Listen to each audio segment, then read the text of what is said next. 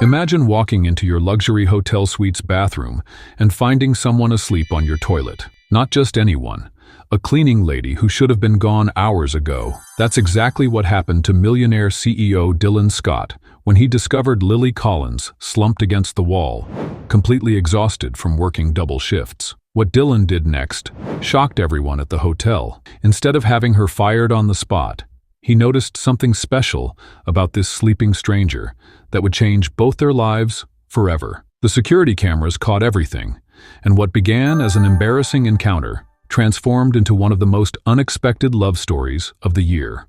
What would you do if you found a complete stranger asleep in your private bathroom? For Millionaire CEO Dylan Scott, this shocking discovery turned into a life-changing moment, one that would completely rewrite the script of his carefully ordered existence. Dylan had been grinding through meetings all day, his brain foggy from PowerPoint presentations and profit projections. As CEO of a major hotel chain, these marathon sessions were normal, but that didn't make them any less exhausting. All he wanted was to retreat to his luxury VIP suite, strip away the corporate mask he wore all day, and stand under a scalding shower until the tension melted from his shoulders. The keycard clicked in the door as he entered the penthouse suite. The lighting was soft, ambient, just as he preferred. Nothing seemed out of place in the immaculate living area. Dylan loosened his tie with a sigh of relief, unbuttoning his collar as he walked across the marble floor. Home base for tonight. No more handshakes, no more forced smiles, no more pretending to remember people's names. He pushed open the bathroom door, already unbuttoning his shirt, when he froze. There, perched on the closed toilet lid, was a woman in a hotel uniform, head tilted against the wall, mouth slightly open, completely and utterly asleep. "What the hell?" The words exploded from Dylan's mouth before he could stop them. The sleeping woman jolted awake with such force that she nearly toppled off her porcelain perch. Her eyes flew open in terror as she frantically tried to process where she was and why a half-dressed man was shouting at her. "I wasn't stealing anything," she blurted, lurching to her feet. In her panic, she knocked over the caddy of cleaning supplies beside her. Bottles of disinfectant and glass cleaner clattered across the floor, one spraying a fine mist of window cleaner into the air between them. Dylan stood paralyzed in the doorway, shirt half unbuttoned, hair disheveled, heart thundering in his chest. He'd nearly had a cardiac arrest on the spot. His first instinct had been to throw his shirt at her like he was performing some kind of emergency exorcism, a bizarre fight-or-flight response his brain would question later. "Who are you?" he demanded, finding his voice again. "And why are you sleeping in my bathroom?" The woman, her name tag read Lily Collins, was now fully awake and mortified. Her uniform was wrinkled, her hair escaping from what had once been a neat bun. Dark circles shadowed her eyes as she scrambled to collect the fallen cleaning supplies. "I'm so sorry,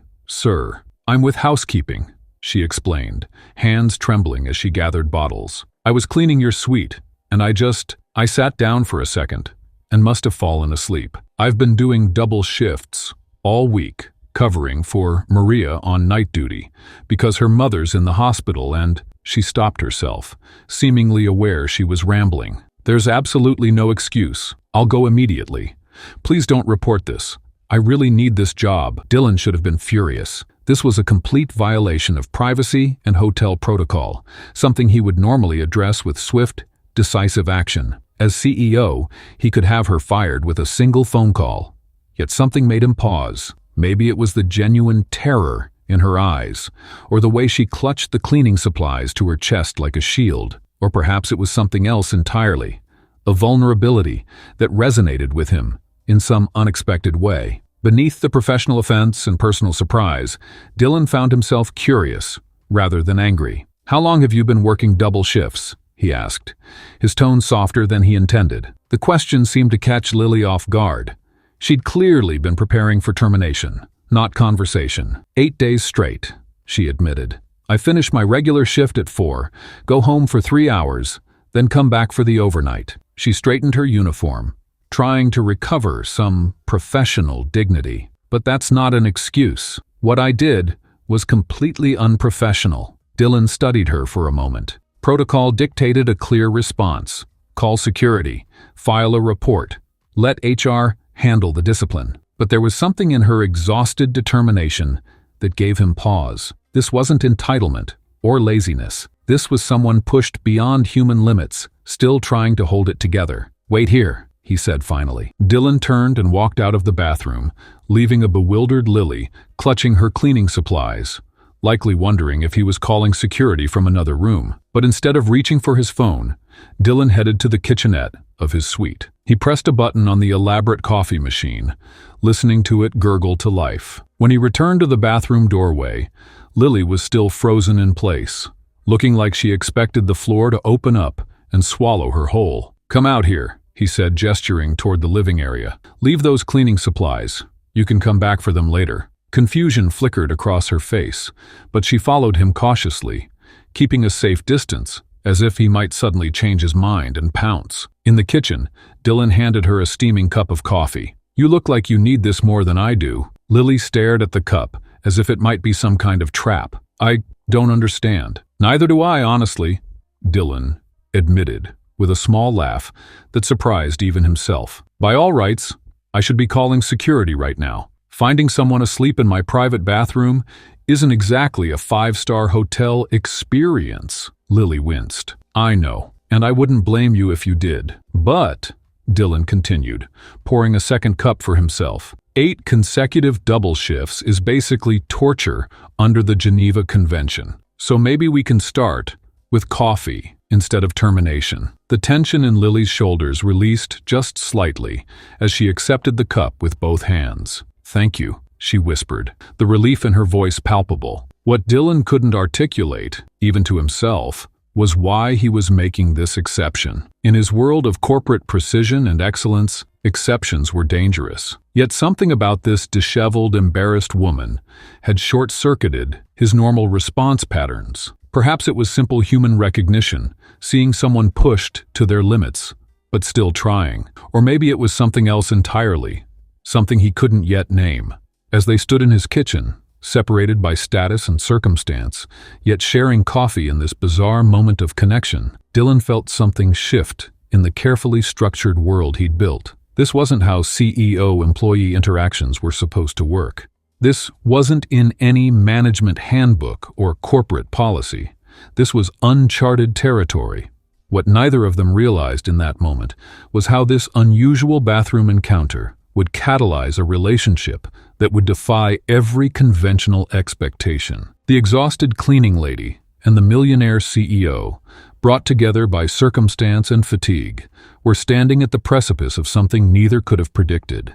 That precipice would become a launching pad the instant Dylan handed Lily that seemingly innocent cup of coffee. Have you ever wondered if your taste buds hold a hidden talent that could completely change your life's trajectory? For Lily Collins, one sip was about to reveal what years of routine had kept buried. Dylan returned from the kitchen area of his suite, carrying 2 steaming mugs. His expression remained unreadable as he extended one toward Lily, who still looked mortified from their bathroom encounter. Her hands trembled slightly as she accepted the cup, expecting this strange moment to end with her termination papers. But something entirely unexpected happened as the aroma reached her nostrils. Before the liquid even touched her lips, Lily's face contorted into an expression of disgust. Her nose wrinkled, and her brow furrowed as she pulled the mug away from her face. "What's wrong?"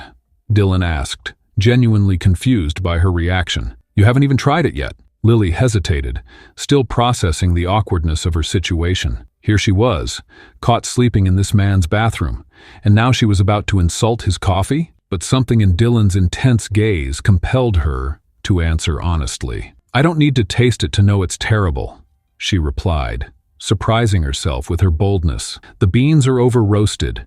You can smell the burnt undertones. There's excessive bitterness that whoever made this tried to mask with sugar, but that just created an imbalance that makes it worse." Dylan's eyebrows shot up. He took a cautious sip from his own mug and grimaced. "I've been complaining about this hotel coffee for months, but no one could tell me exactly what was wrong with it. How did you know all that just from smelling it?" Lily shrugged, uncomfortable with the sudden scrutiny. "I just notice things about food and drinks.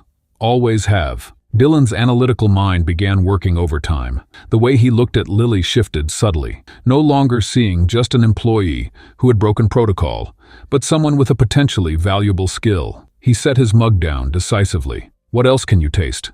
he asked, his business instincts now fully engaged. 20 minutes later, they were seated in the hotel's main restaurant. The breakfast service had ended, and the lunch preparations were underway. Dylan had called ahead, and a nervous server brought out several dishes for Lily to evaluate. "This sauce," she said, pointing to a creamy concoction alongside a perfectly plated fish fillet. "It's acidic, but not in a complimentary way. Someone used the wrong wine base, and they're trying to cover it with heavy cream, but that's just making it clash with the delicate flavor of the fish." Dylan watched in fascination as she moved methodically through each dish. Without any formal training or culinary vocabulary, Lily identified exactly what was wrong with each preparation. Overcooked meat, improper seasoning combinations, ingredients that were past their prime. "The pastries look beautiful," she noted, examining a dessert selection, "but they're using artificial vanilla extract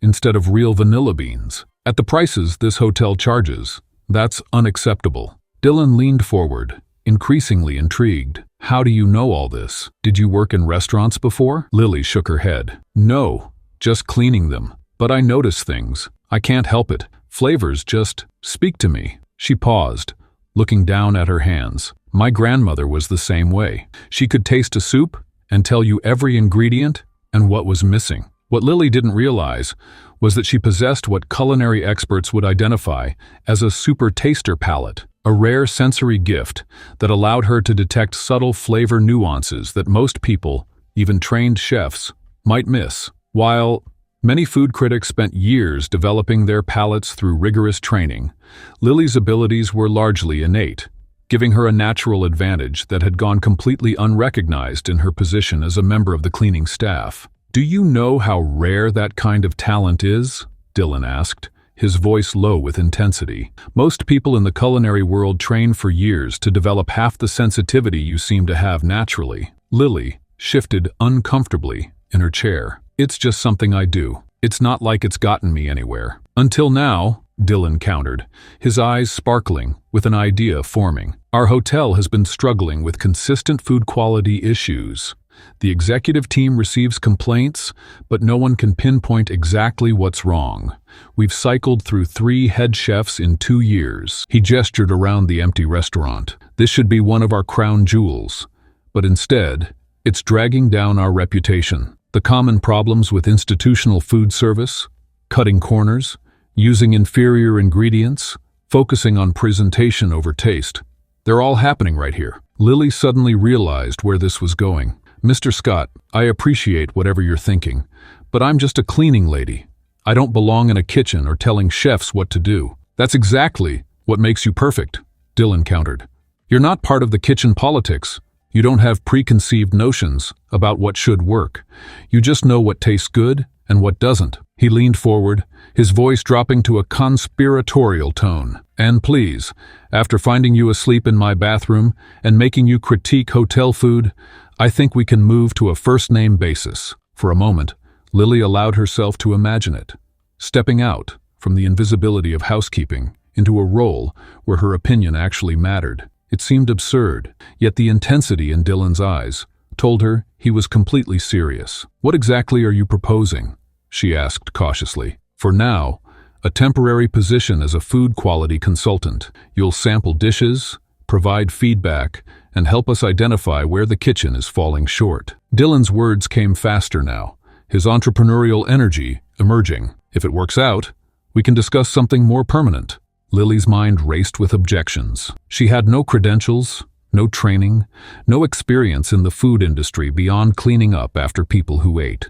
But beneath those practical concerns lay something more personal: fear. Fear of stepping into visibility after years of being overlooked. Fear of having opinions that mattered. Fear of failure in a world she'd only observed from the sidelines. "Why would anyone listen to me?" she asked finally. "The chefs have degrees and years of experience." Dylan's smile was confident, almost mischievous. "Because I'll be standing right beside you, and because once they taste the results, credentials won't matter anymore." He extended his hand across the table. "What do you say, Lily? Ready to put that remarkable palate of yours to work?" In that moment, Lily Collins faced a choice that would completely alter the trajectory of her life. This morning, she had been a cleaning staff member who made a terrible mistake. Now, she was being offered a chance to step into a world she'd never imagined could be open to her. With a deep breath and a racing heart, she reached out and shook Dylan's hand. "Okay, let's try it." Neither of them could have predicted how that simple handshake would transform both their lives.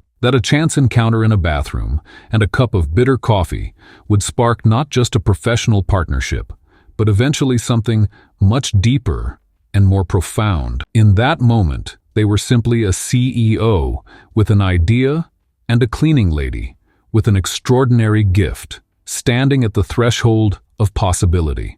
That threshold of possibility led straight into the lion's den of hotel cuisine. In the testosterone-fueled atmosphere of a professional kitchen, a cleaning lady's opinion was less than worthless.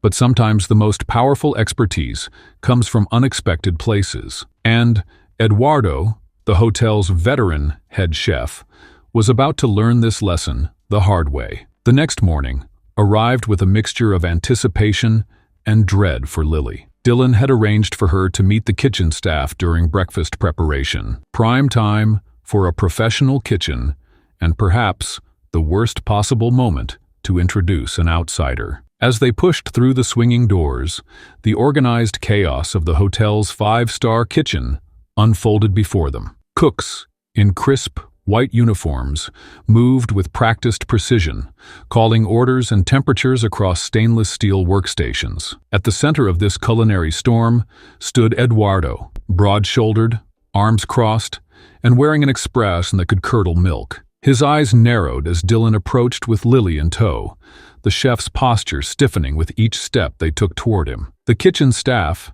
sensing the shift in atmosphere, began casting sideways glances while pretending to focus on their tasks. "Eduardo, I'd like you to meet Lily Collins," Dylan said, his voice carrying an authority that momentarily silenced the kitchen. "She'll be helping us evaluate our breakfast menu this morning." The chef's face contorted into what might have been a smile, if not for the contempt behind it. "The cleaning lady? Evaluating my food?" He made no attempt to lower his voice, ensuring everyone in the kitchen heard the mockery.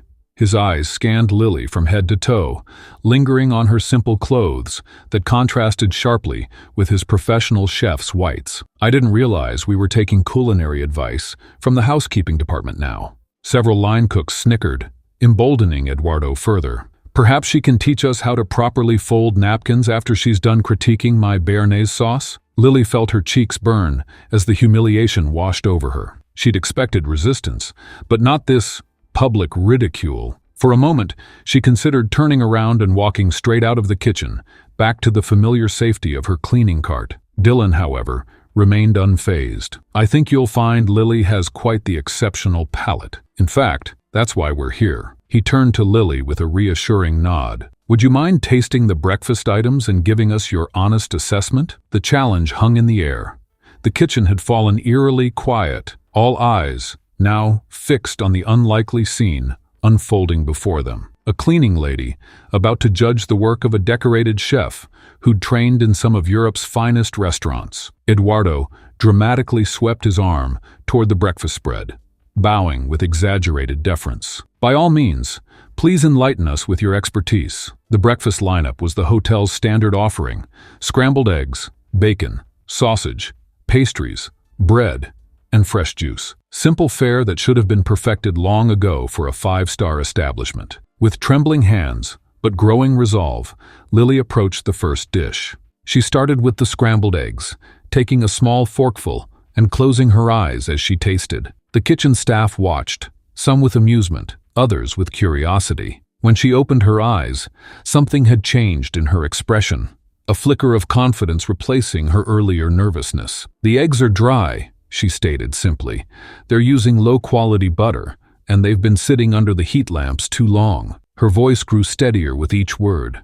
"For a hotel charging $500 a night, guests should be getting farm-fresh eggs cooked to order with real European butter." Eduardo's smirk faltered slightly. Before he could respond, Lily moved to the bread basket.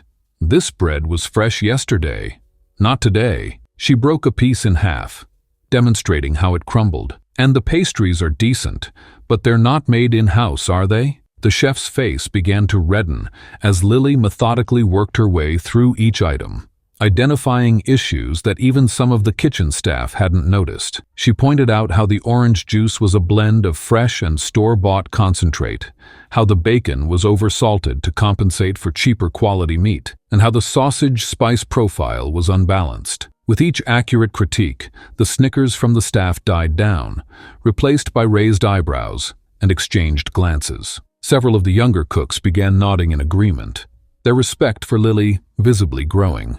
Eduardo's initial amusement had morphed into unmistakable anger. "You have no idea what you're talking about," he sputtered, though his protest lacked the confidence of his earlier mockery. "Do you have any concept of budget constraints? Do you think we can just serve Wagyu beef and truffles at a continental breakfast buffet?" Lily met his gaze directly. "Bad food costs customers," she countered, surprising even herself with her boldness. "People paying premium prices expect premium ingredients. It doesn't take Wagyu beef to make good scrambled eggs. Just fresh ingredients and proper technique." The chef's face had turned an alarming shade of crimson. "And what would a cleaning lady know about proper technique?" he demanded, his voice rising. "Where did you train? What Michelin-starred restaurants have you worked in?" "I haven't trained anywhere," Lily admitted, but instead of backing down, she straightened her shoulders. "But I know what good food tastes like, and I know what your guests deserve." The standoff might have continued indefinitely if Dylan hadn't stepped forward. "Eduardo, I want these changes implemented starting tomorrow. Fresh bread daily, farm eggs cooked to order, better quality butter, and 100% fresh squeezed juice." His tone made it clear this wasn't a suggestion. "That will increase our food costs by," Eduardo began. "Less than losing repeat customers who come back for business trips," Dylan finished for him. "We'll adjust the budget. I want our breakfast to match our reputation." He glanced around the kitchen. "That goes for everyone. I expect these standards to be maintained." Eduardo's humiliation was complete. The kitchen staff averted their eyes as their once intimidating head chef was essentially overruled by a cleaning lady. Without another word, Eduardo turned and stormed off to his office, the swing of the door punctuating his exit. As Dylan led Lily out of the kitchen, the weight of what had just happened descended on her. She'd stood her ground against a professional chef in his own domain, and won. The victory should have felt triumphant, but instead, she felt a mixture of validation and guilt. "I didn't mean to embarrass him," she said quietly, as they stepped into the hallway. Dylan shook his head. Eduardo needed to hear that. We've been complacent, and he's been resistant to change. Sometimes, expertise isn't validated by degrees or training. It's proven by results. Throughout the day, Lily tried to focus on her regular cleaning duties, but word of the kitchen confrontation had spread through the hotel staff like wildfire. Some colleagues avoided her eyes, while others regarded her with new curiosity. She'd become a different person in their eyes, no longer just the quiet woman who cleaned their rooms, but someone who'd challenged the established order. As her shift was ending, she was surprised to see Eduardo waiting near the staff exit, his tall frame leaning against the wall. Her stomach tightened as she approached, preparing for another confrontation. But the chef's demeanor had changed. The anger had faded, replaced by something that looked remarkably like respect. "Ms. Collins," he said formally, "I owe you an apology. I was unprofessional this morning." Lily nodded, unsure how to respond. "I implemented some of your suggestions for the lunch service," he continued, his professional pride making the admission clearly difficult. "The feedback was unusually positive." He paused before adding, "Perhaps you would be willing to provide input on our dinner menu as well." It was a small olive branch, but an important one. A professional chef, acknowledging her valid insights, despite her lack of credentials. As Eduardo extended his hand, Lily realized that this moment represented her first real victory in a world she never expected to enter. As Lily's culinary credibility rose in the kitchen, a very different narrative was taking shape in the hotel corridors. Whispers traveled between departments with astonishing speed, transforming the innocent bathroom incident into something unrecognizable. Like a game of telephone where each player deliberately changes the message, the story of how Dylan and Lily met underwent a complete metamorphosis. The story began simply enough. Lily had accidentally fallen asleep in the CEO's bathroom during an exhausting week of double shifts. But human nature craves scandal over simplicity. Each retelling added layer upon layer of innuendo until the narrative became almost unrecognizable. "Did you hear about the new girl?" The whispers started in hushed tones between housekeeping staff as they rolled their carts down long hallways. "She was found in Mr. Scott's bathroom, just in there with him." The emphasis and raised eyebrows said everything the words didn't. By lunchtime, the story had reached the front desk, where the details grew increasingly salacious. "A private moment in the bathroom," was how one bellhop described it, with a knowing smirk. The implication hung in the air, clear as day, without anything explicit being said. The fact that Lily had been fully clothed and unconscious was conveniently dropped from the narrative. By the following morning, the Hotel Grapevine had completed its transformation of truth. "She's having a secret affair with the boss," was the conclusion that spread from department to department. The rumor mill had worked its dark magic, turning an embarrassing but innocent incident into a full-blown scandal. For Lily, the change in how people treated her was instant and jarring. The same co-workers who had barely acknowledged her existence during her months as part of the cleaning staff suddenly knew her name. But their newfound awareness came with cutting glances and whispered comments that fell silent as she approached. The women's locker room, once a neutral territory where Lily changed into her uniform, became a battleground of cold shoulders and thinly veiled hostility. Some co-workers expressed their envy through backhanded compliments. "Wow, new shoes? The perks must be nice," one woman remarked, eyeing Lily's modest but new work shoes, purchased with her first increased paycheck, not as a gift from Dylan. Others were more direct with their suspicion, making comments just loud enough for Lily to hear. "Some people will do anything to avoid actual work," one housekeeper muttered as Lily walked past. The implication was clear. Her new position wasn't earned through talent, but obtained through inappropriate means. The cafeteria became a minefield of awkward silences that fell whenever she entered the room. Tables that had previously welcomed her now seemed to have invisible, reserved signs when she approached with her lunch tray. The isolation was a stark reminder that in many people's eyes, she had broken an unspoken rule: don't rise above your station, especially not this quickly. Even more painful was how some male staff members began viewing her differently, with knowing looks and suggestive comments that made her skin crawl. Men who had previously treated her with professional courtesy now seemed to evaluate her as if she were available, assuming that if she had been with Dylan, perhaps they had a chance too. The confrontation that hurt the most came from Julia, a receptionist Lily had always considered, if not a friend, at least a friendly acquaintance. Julia cornered her by the employee entrance one afternoon, her perfectly manicured nails tapping against the wall as she blocked Lily's path. "No one has ever been promoted this quickly without doing something special for the boss," Julia said, her voice dripping with accusation. "I've been here for 3 years, working my way up properly. What makes you so special after just a few months?" The accusation stung precisely because it undermined the one thing Lily had discovered about herself: her genuine talent. The rumors hadn't just attacked her reputation, they had erased her accomplishment. In the narrative circulating through the hotel, her extraordinary palate didn't exist. Her insight into flavor combinations and food quality disappeared. In their place stood only implications of impropriety. Lily attempted to explain the truth several times, describing her discovery of the coffee's poor quality and the subsequent culinary assessment she'd provided. But the truth was mundane compared to the salacious alternative that had already taken root. People nodded politely at her explanation, then continued spreading the gossip as soon as she left the room. The hostile work environment created an additional burden that Lily hadn't anticipated. It wasn't enough that she was learning a completely new role with no formal training. Now she also had to fight against the perception that she hadn't earned her position through merit. Each recommendation she made, each critique she offered, was scrutinized not just for its culinary value, but through the lens of suspicion about how she'd obtained her role. During meetings with the kitchen staff, she could feel the skeptical gazes. Even Eduardo, who had eventually acknowledged her talent, sometimes gave her sideways glances when Dylan was in the room, as if reassessing their interactions for signs of favoritism or intimacy. The weight of constant judgment made Lily question herself during moments of weakness.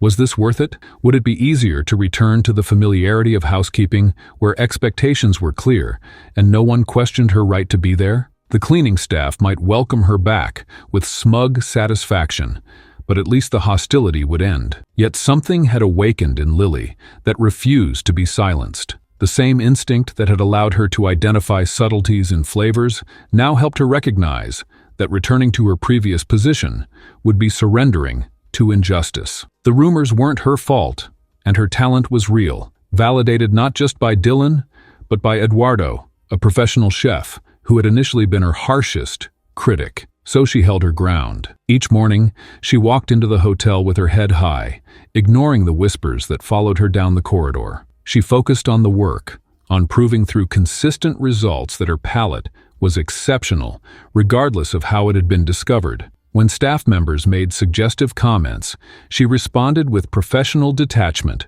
rather than defensive anger. In private moments, the situation still hurt. Lily hadn't expected to lose the camaraderie of her former co-workers so completely. She hadn't anticipated the loneliness of being caught between worlds, no longer accepted by the housekeeping staff, but now were embraced by the culinary team. The tearful nights in her apartment were testament to the emotional toll the rumors took on her.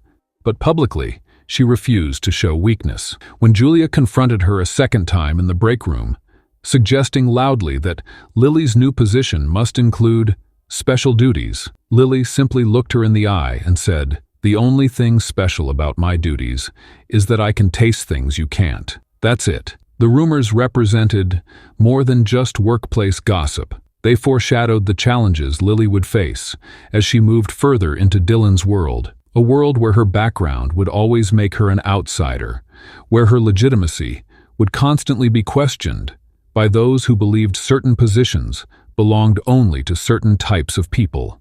The gap between recognizing talent and acting on it is where most opportunities are lost. But for Dylan Scott, talent wasn't something to be merely acknowledged. It was something to be nurtured, challenged, and thrust onto the world stage. Have you ever been to Paris? The question hung in the air between them as Lily sorted through the day's paperwork, a question so casual yet loaded with implications that she nearly dropped her pen. Paris? Like in France? Lily's confused expression made Dylan chuckle. Standing at the door of the small office they'd converted for her food quality reports, he leaned against the frame with an ease that belied the magnitude of what he was about to propose. Yes, that Paris. The Salon International de l'Alimentation is happening next week. It's essentially the Olympics of food innovation.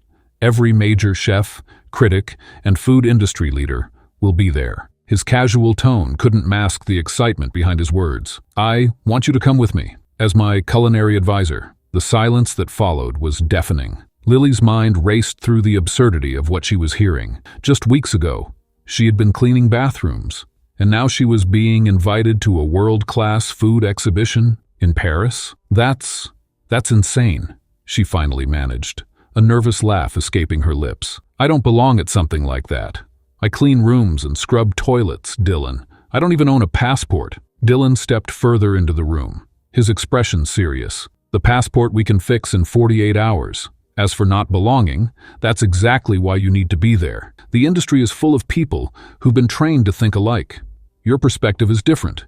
It's valuable precisely because you haven't been molded by culinary school or industry expectations." Lily shook her head, overwhelmed by the proposition. "I wouldn't know how to act, what to say. I'd embarrass you and myself. You'd be going as my advisor, not as entertainment. I'm offering you twice your current salary for the week plus expenses." He paused, studying her face. "But I suspect it's not about the money, is it?" Her silence confirmed his suspicion. The fear etched across her features wasn't about compensation. It was about stepping into a world that would scrutinize her, judge her, and potentially reject her. A world that hadn't been designed with women like her in mind. "Think about it overnight," Dylan said softly, sensing her internal struggle. "The jet leaves Thursday morning whether you're on it or not, but I hope you will be." After he left, Lily sat motionless at her desk. The stack of reports blurred before her eyes as her mind projected images of what Paris might be like. Elegant people speaking rapid French, sophisticated food critics with vocabulary she couldn't match, and her, standing awkwardly in the corner, with everyone wondering how she got invited. That evening, her tiny apartment felt even smaller than usual. The walls seemed to close in as she paced between her kitchenette and the living room, weighing the decision before her. The logical part of her brain screamed that this was madness. A cleaning lady had no business attending an international food exhibition alongside culinary experts and industry professionals. But another voice, quieter, yet persistent, whispered of possibility. What if Dylan was right? What if her perspective was valuable precisely because it was different? The psychology of life-changing decisions often came down to this, weighing the fear of the unknown against the potential for growth. The mix of excitement and anxiety churning in her stomach was perfectly normal, she tried to tell herself, though it felt anything but. Lily's phone buzzed with a text from her mother. "How was work today, sweetheart?" How could she even begin to explain that the CEO who found her sleeping in his bathroom now wanted to take her to Paris? That she was terrified of saying yes almost as much as she was terrified of saying no? That for the first time in her life, someone with power and influence believed in her abilities more than she did herself? Instead, she replied with a simple, "Fine, just tired," and set the phone aside. She pulled out an old shoebox from under her bed, a collection of cooking magazines she'd accumulated over the years. Flipping through the glossy pages, she traced her fingers over images of dishes she could only dream of tasting. This had been her secret escape, a world she observed from afar but never imagined she could enter. Dylan's invitation wasn't just a job offer. It represented a pivotal moment where she had to decide whether to embrace her potential or retreat to the safety of invisibility. The internal conflict tore at her, fear of inadequacy, battling against the desperate desire to be seen, truly seen, for what she could contribute. Lily closed her eyes, remembering the kitchen confrontation with Eduardo, how terrified she'd been, how certain she was that she would fail, but she hadn't failed. She'd been right, and her suggestions had improved the hotel's offerings. If she could face down a professional chef in his own kitchen, couldn't she face Paris? The research she'd frantically done on her laptop about the salon showed images of elaborate exhibition halls filled with innovative food displays, passionate discussions between industry leaders, and networking opportunities that could shape careers. The event attracted professionals from around the world, showcasing culinary trends that would influence restaurants globally in the coming year. What terrified her most wasn't the grandeur of the event, but the symbolic weight of Dylan's trust. He was offering her a chance to step into a completely different life, one where her opinions mattered, where her sensitivity to flavor was an asset rather than an irrelevant personal quirk. The decision to accept wasn't just a career move. It symbolized her choice to embrace her potential and trust in her abilities, marking a transition from invisibility to recognition. As midnight approached, Lily stood at her small window overlooking the city lights. She thought about the rumors at work, the whispers that she'd somehow cheated her way into Dylan's favor. Going to Paris would only intensify those suspicions. But staying behind meant letting fear win. It meant validating the belief that she didn't deserve opportunities because of where she came from. Research on dramatic career shifts confirmed what she was feeling. The self-doubt and fear of not belonging in a new environment was common, especially for those transitioning from lower-status jobs to high-profile roles. But the same research suggested that supportive relationships could empower individuals to take risks they might otherwise avoid. Dylan, for whatever reason, had become that supportive figure for her, believing in capabilities she was only beginning to recognize in herself. At 3:27 a.m., after hours of deliberation, Lily, picked up her phone. Her fingers hovered over the screen for several moments before she typed a message to Dylan. "Okay, I'm in, but I need a crash course in fancy food talk before we leave." She pressed send before she could change her mind, then fell back onto her bed, equal parts terrified and exhilarated. Whether this decision would prove to be the best or worst of her life remained to be seen. But one thing was certain: she was done hiding in the shadows of her own potential. Stepping into your potential is one thing. Proving you deserve to be there is another challenge entirely. When Lily stepped off that private jet in Paris, the gap between sending a late-night text message and facing the reality of her decision hit her like a physical force. The enormity of what she'd agreed to suddenly became clear as she found herself thrust into a world where someone who was cleaning hotel bathrooms just weeks ago would now be expected to hold her own among culinary royalty. The luxury was immediately disorienting. The five-star Parisian hotel made her own establishment look modest by comparison. Crystal chandeliers hung from ceilings that seemed impossibly high, while staff in impeccably tailored uniforms glided across marble floors that gleamed like mirrors. When the doorman addressed her as Madame, Lily had to resist the urge to look behind her, certain he must be speaking to someone else. "Your suite is prepared," the concierge informed them with a polished smile, handing over an ornate keycard. "The Chambre Royale overlooks the Seine." Lily followed Dylan through hallways adorned with original artwork to a suite larger than her entire apartment. Floor-to-ceiling windows framed a postcard-perfect view of the Eiffel Tower. She stood frozen in the doorway, unable to step inside, as if crossing that threshold would somehow break an illusion. "Is everything all right, Akaf?" Dylan asked, noticing her hesitation. "This isn't real," she whispered. "People like me don't stay in places like this." Dylan's expression softened. "It's just a room, Lily. You deserve to be here as much as anyone." But his reassurances faded into background noise as the reality of the evening ahead loomed large. In just 3 hours, they would attend an exclusive pre-event dinner with some of the most influential figures in the culinary world. 3 hours to transform herself from a woman who'd spent most of her life invisible to someone worthy of a seat at that table. Standing before the bathroom mirror, a bathroom larger than her bedroom at home, Lily barely recognized herself. The borrowed cocktail dress hung elegantly from her frame, the deep emerald fabric a stark contrast to the utilitarian uniform she'd worn for years. Her hair, typically pulled back in a practical ponytail, now fell in soft waves around her shoulders. The transformation was striking, but every time she caught her reflection, the same thought echoed: "They'll know I don't belong." The car ride to the dinner venue passed in a blur of Parisian streets and mounting anxiety. Dylan explained that this dinner was an intimate gathering of the festival's VIPs, chefs, critics, and influencers who could make or break reputations with a single review. "Just be yourself," Dylan advised, as they approached a restored 18th century mansion illuminated by elegant sconces. "That's who I brought to Paris. That's exactly what I'm afraid of," Lily muttered under her breath. The mansion's grand ballroom was already buzzing with activity.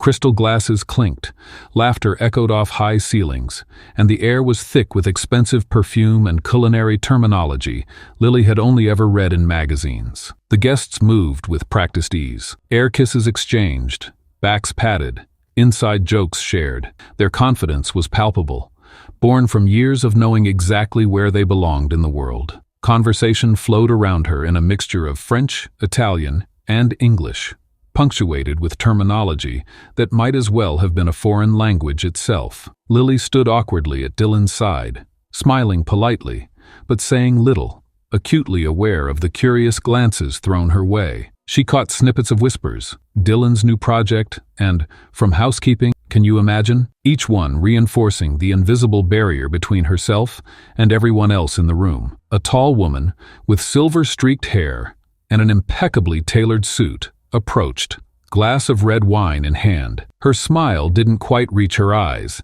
as she assessed Lily with a quick, practiced glance. "So you're Dylan's discovery," she said, her British accent crisp. "We've heard fascinating things about your unusual background." Before Lily could formulate a response, the woman continued, "Tell me, dear, what do you make of this particular vintage?" She extended her wine glass toward Lily, the gesture casual, but the challenge unmistakable. The room seemed to still around them. Conversations quieted as heads turned to watch. This was it.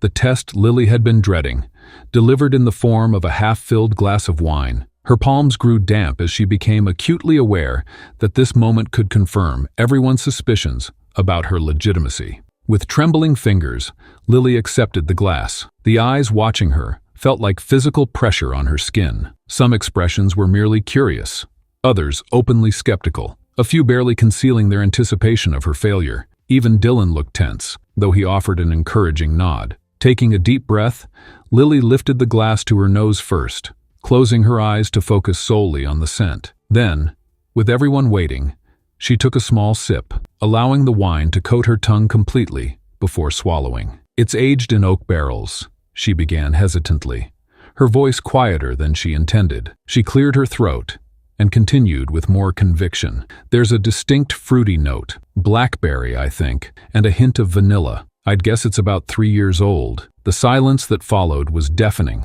The woman's eyebrows rose slightly, the only indication of her surprise. "Well," she said finally, "it seems reports of your talents weren't exaggerated after all." "That's precisely correct." A murmur rippled through the onlookers.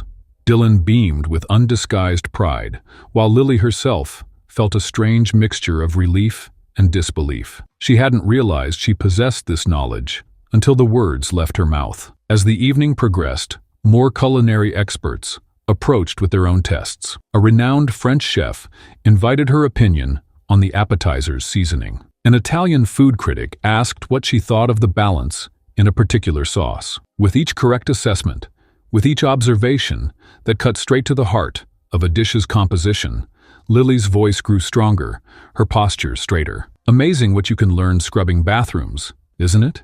she found herself saying to a particularly condescending sommelier, her newfound confidence allowing a hint of defiance to show through. From across the room, Dylan watched this transformation with evident satisfaction. This was exactly what he'd hoped for. Not just that Lily would survive the evening, but that she would discover her own worth in the process. The woman who had once fallen asleep from exhaustion on a toilet was now holding court with Michelin-starred chefs, her natural talent shining through the borrowed clothes and unfamiliar surroundings. By midnight, a subtle shift had occurred in the room's dynamics. The whispers continued, but their tone had changed. What had been dismissive curiosity was now grudging respect. Lily Collins, the hotel maid from Nowhere Special, had earned her place at the table, at least for tonight. As the evening drew to a close, Lily found herself in conversation with an older chef, whose kind eyes stood out in a sea of calculating gazes. "You know why they're so threatened by you?" he asked, nodding toward a group of critics still watching her from across the room. Lily shook her head. "Because you remind them of what they've forgotten, that true taste isn't learned in culinary school. It's innate, and you, my dear, have it in abundance." He raised his glass in a small toast. "Don't let them convince you otherwise." The warmth of validation from the elder chef lingered like a comforting blanket around Lily's shoulders. But warmth has a way of making you blind to approaching storms. As she savored the moment, Lily failed to notice the elegant blonde woman watching her from across the room, ice-blue eyes, calculating every interaction with precision. When Dylan returned with fresh drinks, the woman glided toward them with practiced grace, her designer gown whispering against the marble floor. Her smile was perfect, too perfect, the kind crafted through years of social training rather than genuine emotion. "Dylan, darling," she purred, air-kissing both his cheeks before turning those crystalline eyes toward Lily. "And who might this be?" Dylan's posture shifted almost imperceptibly. "Malene, this is Lily Collins, my culinary consultant. Lily, meet Malene Desmarais." The woman's perfectly manicured hand extended toward Lily, but her eyes performed a swift, dismissive assessment, taking in Lily's borrowed dress and simple jewelry in a microsecond.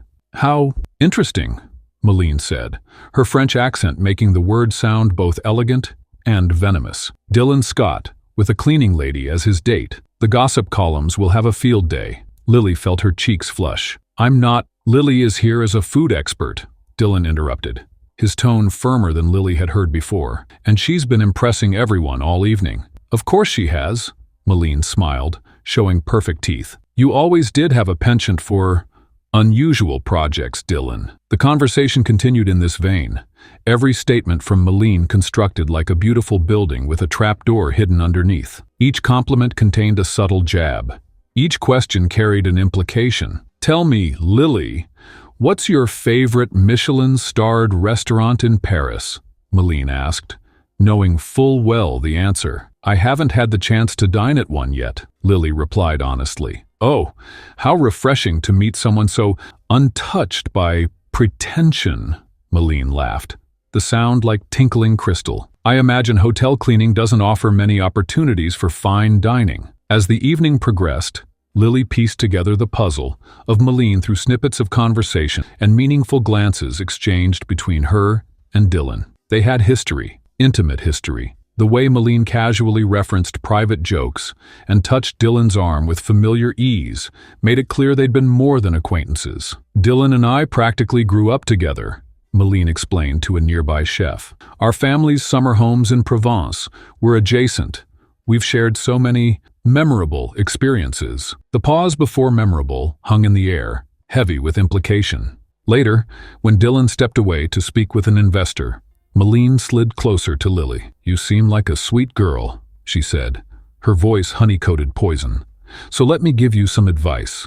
Men like Dylan enjoy novelty, the thrill of something different, something common. Her eyes flicked down to Lily's hands that, despite careful manicuring for the event, still bore the subtle marks of years of labor. But they always returned to what's familiar, to their own kind. Lily stood straighter. Dylan values authenticity. Maybe that's something you wouldn't understand. Malene's smile never faltered. Authenticity is charming for a weekend. For a lifetime, men like Dylan need partners who understand their world. Do you know which fork to use at a state dinner? Can you converse about art acquisitions or discuss vineyard investments?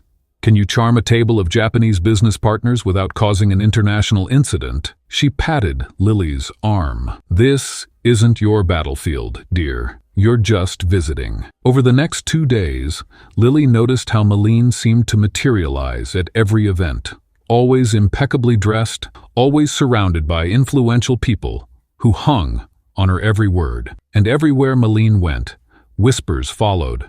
Whispers that often caused people to glance in Lily's direction with new curiosity or barely disguised disdain. Is it true she was his hotel maid? I heard she was caught stealing. Apparently she has no education beyond high school. The rumors grew more elaborate and more damaging with each retelling. At a champagne tasting, Lily overheard 2 critics discussing her suspicious rise from housekeeping to Dylan's inner circle, their theories becoming increasingly salacious. When Dylan was pulled into a business meeting on the 3rd day, Lily retreated to a quiet corner of the hotel's garden to clear her head. Her phone buzzed with a text from an unknown number. Thought you might want to see the truth about Dylan Scott before you get hurt. Just looking out for a fellow woman. The message was followed by several photos. Dylan and Malene at what appeared to be intimate dinners, at galas, at yacht parties, all recent. In one particularly painful image, they were dancing closely, Malene's head resting on his shoulder,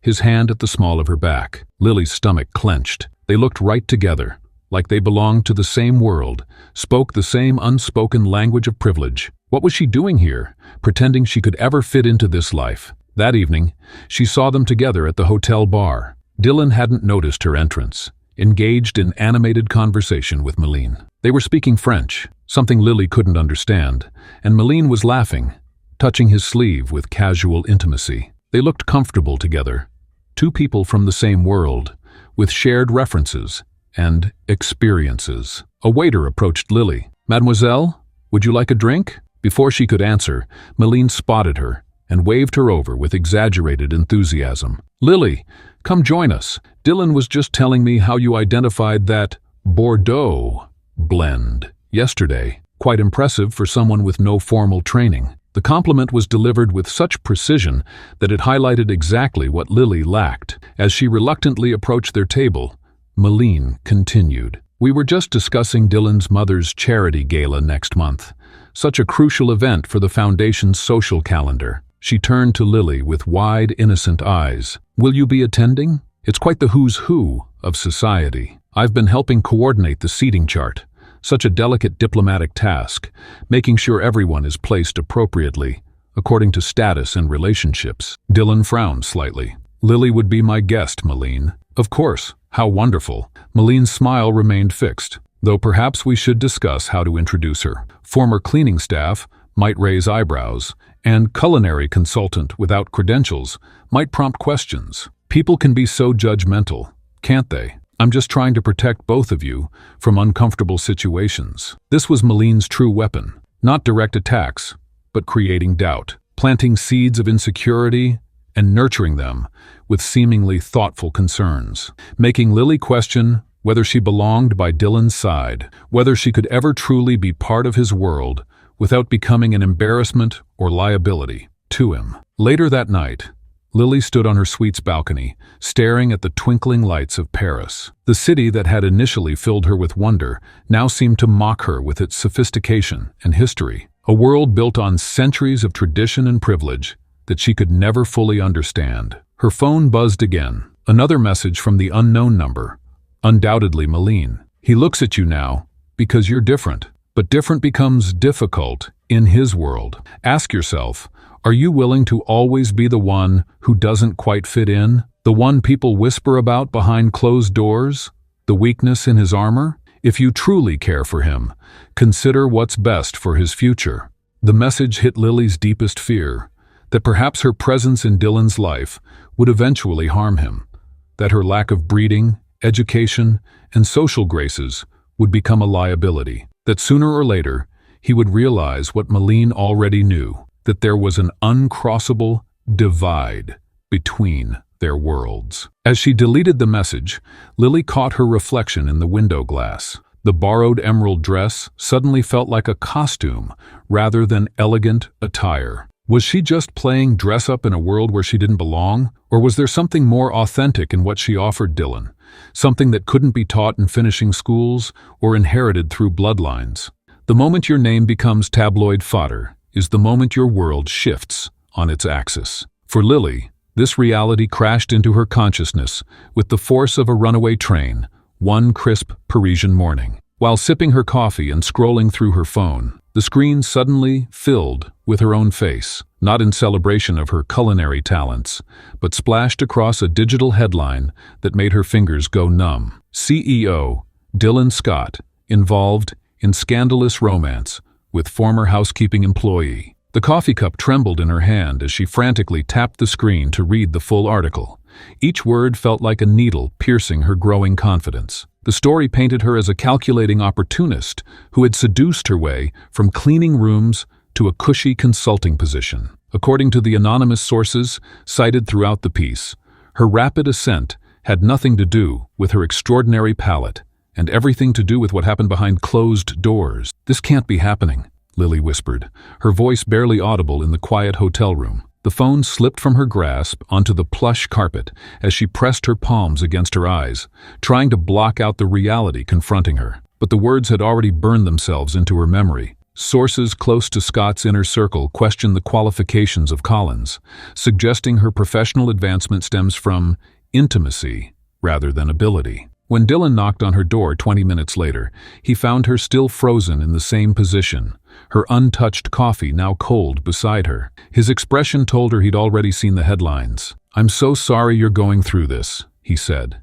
his voice tight with controlled anger. "This is exactly what Malene wanted, to humiliate you publicly and force me into damage control." Lily recognized the calculation behind the attack immediately. This wasn't just idle gossip or a jealous jab. It was character assassination, designed to strip away her credibility and reduce her to nothing more than a scandalous footnote in Dylan's biography. The whispered insinuations Malene had planted at the dinner had metastasized into public declarations, questioning not just Lily's relationship with Dylan, but her fundamental worth as a professional. "Your investors must be freaking out," Lily said, her voice hollow as reality sank in. "Your board of directors, your mother's charity." She could already envision the cascade of consequences, powerful people questioning Dylan's judgment, the stock price of his company potentially taking a hit, years of hard-earned reputation tarnished because he'd chosen to believe in someone like her. Dylan's phone buzzed incessantly with notifications. He glanced at it briefly, before silencing it. 17 missed calls from the PR team, 9 from the board chair, and 3 from my mother. His mouth tightened into a grim line. They all want the same thing. For me to issue a statement, clarifying that you're just an employee, nothing more. The weight of those words hung heavy between them. It was the logical solution, the clean corporate response that would protect his business interests and family connections. Distance himself from the scandal, minimize the damage, move on. Lily felt something crack inside her chest. I understand if you need to do that, she said quietly, though every word felt like broken glass in her throat. I never meant to cause trouble for you or your company. Dylan's expression shifted, his eyes darkening with resolve. That's what they expect me to do. That's what Malene is counting on, that I'll choose my reputation over you. He took Lily's hand in his grip firm and unwavering. But I'm going to do something they won't expect. 3 hours later, the grand ballroom of their hotel had been hastily converted into a press room. Camera crews from major networks jostled for position as journalists from financial papers and tabloids alike filled every available seat. The buzz of speculation filled the air. Would Dylan Scott announce Lily's dismissal? Would he deny the relationship entirely? Or would he simply refuse to comment and hope the story died down? None of them anticipated what actually happened. Dylan strode to the podium with confident steps, his tailored suit and commanding presence drawing all eyes to him. Lily watched from the wings, her heart hammering so loudly she was certain the microphones would pick it up. Thank you all for coming on such short notice, Dylan began, his voice steady and resolute. I've called this press conference to address the allegations that appeared in this morning's news cycle regarding my professional and personal relationship with Lily Collins. The room fell silent, reporters leaning forward in anticipation of the drama about to unfold. First, let me be absolutely clear about Ms. Collins's professional qualifications. She possesses an extraordinary culinary talent that I, and many others in the industry, have come to deeply respect. Her position on my team was earned through her exceptional abilities, not through any personal relationship. Dylan paused, his gaze sweeping across the room with unwavering intensity. These allegations are not just an attack on Ms. Collins's character. They represent a broader pattern where women's professional achievements are often undermined by insinuations about how they earned their positions. It's a narrative as tired as it is damaging. A murmur rippled through the assembled press corps as Dylan continued. As for the personal aspect of these allegations, yes, Ms. Collins and I have developed a relationship that extends beyond our professional collaboration. But that relationship began after I recognized her exceptional talents, not before. The cameras flashed furiously as Dylan delivered the line no one had expected. I chose to be with her, and I'm not going to apologize for that. From her position off stage, Lily felt her breath catch. He wasn't just defending her professional reputation.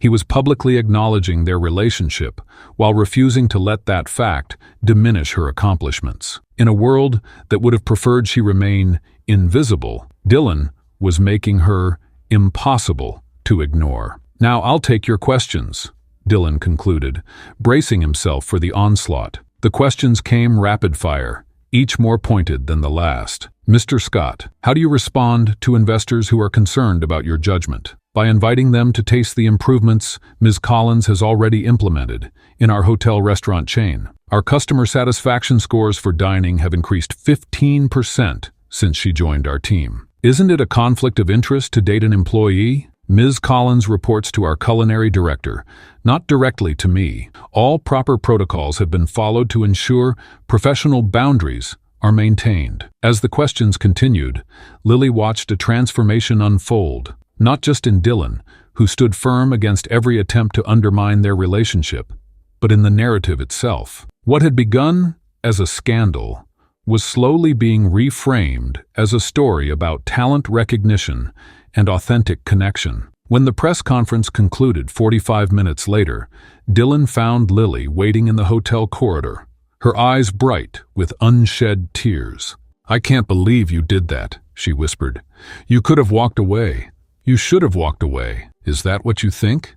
he asked, his voice gentle. "That I'd abandon you at the first sign of trouble? It would have been easier," she replied. "For your company, for your family. Easier isn't always right." He tucked a strand of hair behind her ear. "Besides, I think we just witnessed the birth of a new narrative. Did you see how they shifted from scandal to story by the end? Even the most cynical reporters seemed intrigued by the idea that I might have actually discovered extraordinary talent in an unexpected place." Later that evening, Lily's phone lit up with a notification. Another article about her and Dylan, but with a dramatically different headline. "Rags to Riches, the cleaning lady with the golden palette." The piece detailed her extraordinary tasting abilities and positioned her discovery as a fairy tale of talent recognition rather than a scandal. As she scrolled through the article, a text message from an unknown number appeared on her screen. "This isn't over." Lily knew immediately it was from Malene, but somehow the threat carried less weight now. Dylan had stood beside her publicly, choosing her over appearances, reputation, and expectation. Some battles were still to come. But today, they had won the war for the narrative. Today, she wasn't just the woman who fell asleep on a toilet. She was the woman with extraordinary talent who had earned her place at the table, and the woman a powerful CEO had chosen to stand beside, regardless of the cost.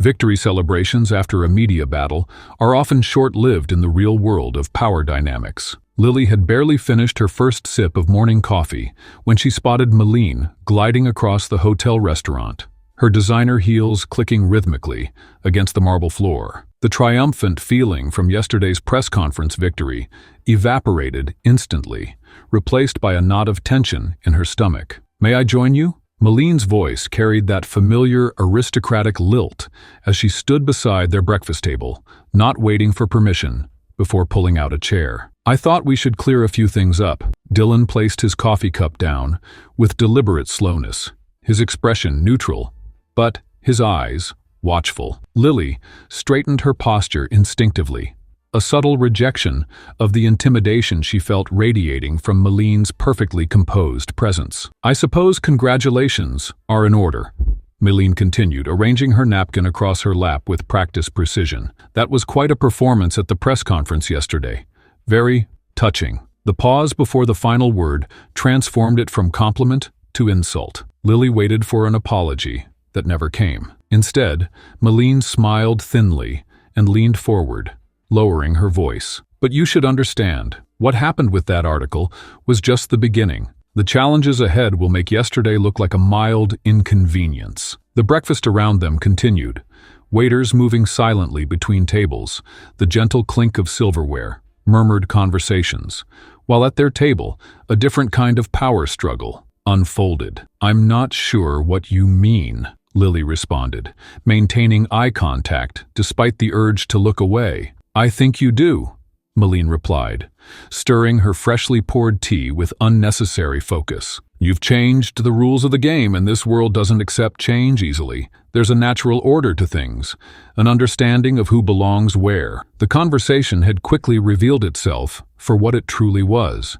Not an apology or reconciliation, but a warning delivered with surgical precision. This wasn't about jealousy or romantic competition, as Lily had initially believed. This was about something far more fundamental. "You see," Malene continued, her voice dropping to a confidential tone, "people like us, people in Dylan's position, we maintain certain standards, certain expectations. When someone disrupts that order by climbing too quickly, without the proper background, it creates discomfort." She gestured vaguely with one manicured hand. "Dylan may find your story charming now, but novelty fades." Lily felt a flash of anger that surprised her with its intensity. A week ago, she might have shrunk under this sophisticated assault, might have questioned her place at this table, but something had shifted within her, through the crucible of public scrutiny. "I appreciate your concern," Lily replied, her voice steadier than she expected. "But I think the natural order you're describing sounds an awful lot like keeping talented people in their place because they don't have the right background or connections." Malene's smile tightened almost imperceptibly. "Talented is subjective, isn't it? And talent alone doesn't prepare you for the scrutiny the expectations. She turned her attention to Dylan. You know what I mean, don't you? Your mother's charity gala next month has a guest list carefully cultivated over decades. Introducing someone so new to that environment could be challenging for everyone. The threat wasn't even veiled anymore. It was a clear implication that Lily would face continued social rejection, that her presence would become an increasing liability for Dylan. Lily doesn't need to worry about anything, Dylan stated with quiet authority. Breaking his observant silence, she's not alone. The simplicity of his statement carried more weight than any elaborate defense could have. Maline's eyes narrowed slightly, the first crack in her composed facade. Of course she's not, but support doesn't change reality. There will always be questions about how she got here, whether she belongs. Those questions say more about the people asking them than about Lily, Dylan responded, his tone still measured but with an underlying firmness that hadn't been there before. Lily found herself nodding. I understand exactly what you're doing, Maline. This isn't about protecting Dylan or preserving some social order. It's about maintaining barriers, so people like me stay in our designated roles, cleaning rooms, instead of sitting at tables like this. The directness of Lily's assessment caused Maline to blink rapidly, a small but telling reaction that confirmed Lily had struck a nerve. The confrontation had shifted from Maline controlling the narrative to Lily naming the true power dynamic at play. Your tactics might have worked on the woman who fell asleep in a bathroom 3 months ago, Lily continued. But that's not who I am anymore. For a brief moment, something like genuine surprise flickered across Maline's features. She hadn't expected this level of resilience or insight from someone she dismissed as a simple cleaning woman playing dress-up in a world beyond her understanding. Well, Maline said finally, gathering her composure as she stood, I suppose time will tell how this all plays out. Good luck to both of you. The words carried the hollow echo of someone retreating strategically rather than genuinely wishing them well. As Maline walked away, the subtle power shift was evident, not just in her hasty departure, but in the slight hunching of her shoulders, the universal body language of someone who had expected victory, but instead experienced defeat. Are you okay? Dylan asked quietly, once Maline was out of earshot. Lily released a breath she hadn't realized she was holding. Yes, actually, I am. And she meant it. Something profound had occurred during that exchange, not just in standing up to Maline, but in recognizing the true nature of the opposition she faced. She's afraid of you, Dylan observed, a hint of admiration in his voice. Not of me specifically, Lily corrected him. She's afraid of what I represent, the possibility that talent might matter more than pedigree, that her position isn't as secure as she thought if people like me can move up without following the traditional path. Dylan nodded slowly. I've known people like Maline my entire life. They're so used to the rules working in their favor that they call it natural order instead of privilege. And now? Lily asked, genuinely curious about what would come next. Now we continue proving her wrong, he replied simply. Not just for us, but because she's right about one thing. This world doesn't accept change easily. But that doesn't mean change isn't necessary. As they finished their breakfast, Lily realized something fundamental had transformed within her. The confrontation with Maline had crystallized her journey from an insecure outsider to someone who could stand her ground with confidence and clarity. The woman who had once been afraid to accept a Paris invitation was now capable of facing down sophisticated intimidation tactics without flinching. Life's most extraordinary transformations sometimes arrive wrapped in the most unexpected packages. For Lily, the woman who had courageously faced down Maline's sophisticated intimidation tactics, an even greater test of her newfound confidence was approaching. One that would arrive in a small, velvet box by the sea. In the weeks following their return from Paris, Lily and Dylan fell into a comfortable rhythm, collaborating on revamping menus across his hotel properties. The public narrative had shifted dramatically, with food critics praising the refreshing authenticity she brought to luxury dining experiences. Yet despite external success, quiet moments of doubt still visited Lily when she least expected them. Are you sure you want me sitting next to your mother at the board dinner? She asked Dylan one evening, as they reviewed dessert options for his flagship restaurant. The question revealed the lingering insecurity that occasionally surfaced. The fear that despite everything, she remained fundamentally out of place in his world of old money and polished manners. Dylan's response was to close his laptop with a decisive click. "I have something important planned for this weekend," he announced, his expression giving nothing away. "Pack something nice. We're heading to the coast." The mystery deepened when their driver pulled up to Maison de la Mer, an exclusive clifftop restaurant where reservations typically required connections Lily didn't possess. The maitre d' led them to a private terrace overlooking the ocean, where string lights twinkled against the darkening sky and a solo violinist played softly in the corner. The setting was undeniably romantic, yet Lily couldn't shake the feeling that every waiter who passed was evaluating whether she belonged there. "You seem a million miles away," Dylan observed, reaching across the table to take her hand. "Still thinking about that board dinner?" "It's just," Lily gestured vaguely at their surroundings. "Sometimes it hits me all at once. 3 months ago, I was scrubbing bathroom tiles with industrial cleaner, and now I'm here, drinking wine that probably costs more than my old weekly salary." The violinist approached their table, the melody shifting to something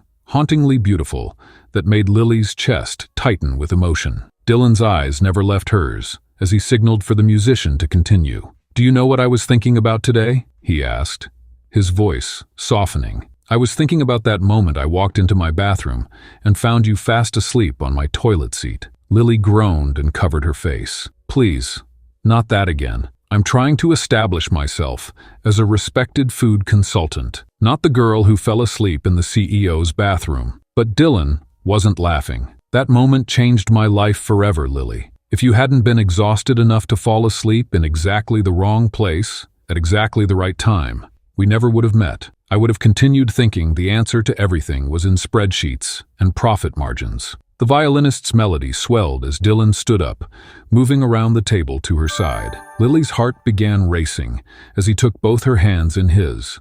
"I know I'm not the easiest man in the world," he continued, his voice carrying a vulnerability she rarely heard. "I'm demanding, I work too much, and I've spent most of my life seeing people as assets or liabilities rather than human beings." He paused, his thumbs tracing circles on her palms. "But with you, I've learned to see the world differently, to value talent wherever it appears, to recognize that true expertise can come from unexpected places." When he lowered himself to one knee, Lily felt the air leave her lungs. Around them, the restaurant seemed to fade away until there was nothing but Dylan's earnest face looking up at her, illuminated by candlelight. "You've transformed my life and my business with your extraordinary gift," he said, reaching into his pocket to produce a small velvet box. "But more importantly, you've transformed me. I don't want to imagine a future without you in it." He opened the box to reveal a stunning emerald-cut diamond that caught the light and scattered it like stars. "Lily Collins, will you marry me?" The question hung in the air between them. 4 simple words that represented a final bridge between their once separate worlds. Tears spilled down Lily's cheeks as she nodded, unable to form words, until she finally whispered, "Yes." As Dylan slipped the ring onto her finger, a ring worth more than everything she'd ever owned combined, Lily was struck by the symbolism of the moment. This wasn't just a proposal, it was the culmination of a journey that had begun with embarrassment and evolved into something neither of them could have predicted. The wedding preparations unfolded over the next several months, becoming another test of Lily's newfound confidence. Dylan's mother, initially skeptical of her son's choice, gradually warmed to Lily's authenticity and remarkable talent. By the time they selected the venue, a private estate overlooking the ocean, his mother had become an unexpected ally, helping navigate the complex social dynamics of merging their worlds. Their wedding day dawned with perfect clarity, the kind of weather that wedding planners pray for but rarely receive. Rather than a traditional cathedral or hotel ballroom, they chose to exchange vows outdoors, with the natural beauty of the landscape as their backdrop. The ceremony space was transformed with flowers that reflected Lily's precise aesthetic, wildflowers interspersed with elegant blooms, creating a harmony between sophistication and natural beauty. As Lily prepared in her bridal suite, she caught glimpses of herself in the mirror, barely recognizing the woman reflected there. Her dress, custom designed by a renowned couturier, complemented her natural elegance without overwhelming it. Gone was any trace of the exhausted cleaning lady who had once fallen asleep on a toilet seat. In her place stood a woman who had discovered her value and refused to diminish it for anyone. The wedding aisle stretched before her, like a path between her past and future. With each step, memories flashed through her mind. The humiliating bathroom encounter, the coffee test that had changed everything, the confrontations in Paris, and finally, the proposal that had sealed their unlikely bond. Dylan waited at the altar, his expression a mixture of awe and absolute certainty as he watched her approach. Their vows reflected the extraordinary nature of their journey, with Dylan promising to always see the remarkable in you, even when others miss it, and Lily vowing to bring truth to your table and heart without fear or hesitation. As they exchanged rings, the significance wasn't lost on anyone present. This union represented not just the joining of two people, but the bridging of worlds often kept deliberately separate.